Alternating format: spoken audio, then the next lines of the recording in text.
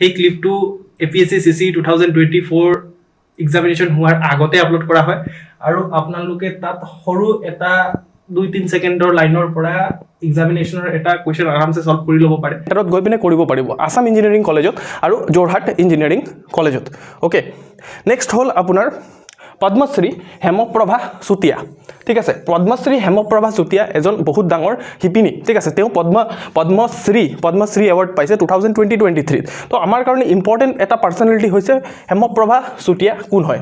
Hello' future officers, আপোনালোকে ক্লিপটো চালে চাগে।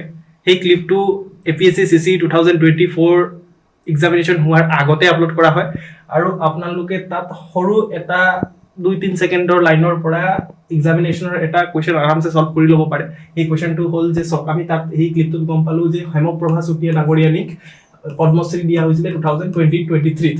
তো এই যদি কথাটোৱেই জানে আৰু এইকেইটা নাজানিলেও আপোনালোকে এই কুৱেশ্যনটো সলভ কৰিব পাৰে, বিকজ A1 বুলি এটা অপশ্যনতে আছে। চ' A1 এটা অপশ্যনতে, যিটো অপশ্যন নম্বৰ A, যিটো আমাৰ কাৰেক্ট হয়, সেই অপশ্যনতে A1 আছে আৰু বাকীকেইটাত A1 বুলি নাই।